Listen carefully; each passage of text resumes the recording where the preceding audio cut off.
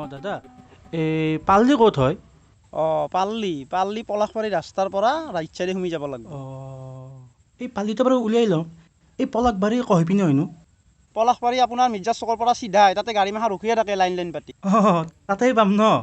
এইপিনে মিৰ্জাৰ কোনখিনি মানত হয়? তুমি ইয়াৰ পৰা গ'লে এটা চক পাবা, চকটো পাই মানে কি তাত গাড়ী থাকে, গাড়ীত গ'লে মিৰ্জা পাবা। এই চক মানে কোনটো চকৰ কথা বা ক'লে? অলপমান গেলিয়ে পাবি যা। বহুত দূৰ হ'ব নেকি? নাই অলপমান গেলিয়ে হ'ব।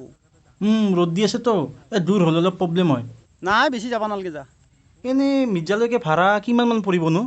বেছি নহয় 20 টকামান ল'ব। নহয় এই মোক ঠগিব পাৰেতো, নতুন মানুহ, সেইকাৰণে সুধিছোঁ আপোনাক। নথগাই যে এতে আমাৰ ইয়াতে ঠগা মানুহ নাই। এনেই চকলৈ 1 কিলোমিটাৰমান হ'বনে? ৰ'ব আপোনাক মই চাইকেলখনেদি থৈয়ে আহোঁ। দাদা এই ৰাস্তাত কিবা খাবৰ মন গ'লে 2 পেকেট তেনেহ'লে চিপছে লৈ লওক। গেছা না তৈৰ পেৰে? নাই দাদা 1 পেকেট ল'লেই হ'ব। গেলি না তৈৰ পেৰে?